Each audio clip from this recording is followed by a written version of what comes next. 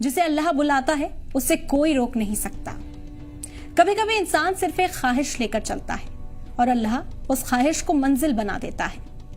कहते हैं ना कि जो हमारे नसीब में होता है वो हजारों रुकावटों से कुछ देर के लिए टल तो सकता है, लेकिन आखिर में वो हमें मिल ही जाता है।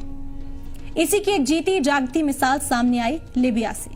आमिर अल मेहदी मंसूर अल गद्दाफी जो हज के लिए निकले थे, लेकिन उनका नाम गद्दाफी उनके रास्ते की दीवार बन गया।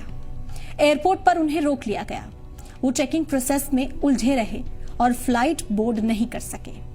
वो सिक्योरिटी से गुहार लगाते रहे कि उन्हें जाने दिया जाए, लेकिन उनकी किसी ने ना सुनी और प्लेन उनके बगैर ही चला गया।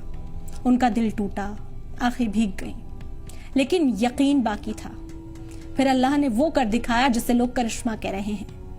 वही प्लेन तकनीकी खराबी के चलते वापस लौट आया, लेकिन इस बार भी बहुत गुजारिश करने के बाद भी पायलट ने उन्हें प्लेन में चढ़ने की इजाजत नहीं दी। प्लेन फिर उनके बगैर उड़ा और दूसरी बार भी उसी तकनीकी खराबी के चलते फिर उस प्लेन को लौटना पड़ा।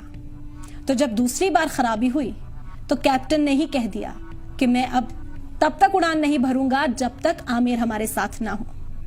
यही होता है नसीब। जब अल्लाह कुछ लिख देता है तो पूरी कायनात उसे पूरा करने में लग जाती है। तीसरी बार वही फ्लाइट उसी आमिर के साथ मक्का रवाना हुई, क्योंकि अब वो सिर्फ एक मुसाफिर नहीं थे, वो अल्लाह के मेहमान बन चुके थे। आमिर ने बस इतना कहा, अगर हज मेरे मुकद्दर में लिखा है तो कोई ताकत मुझे रोक नहीं सकती। उनकी कहानी आज हर उस दिल को हिम्मत देती है जो मुश्किलों से हार रहा है, क्योंकि जो हमारे नसीब में होता है वो मिलकर ही रहता है, चाहे जमाना कुछ भी कर ले।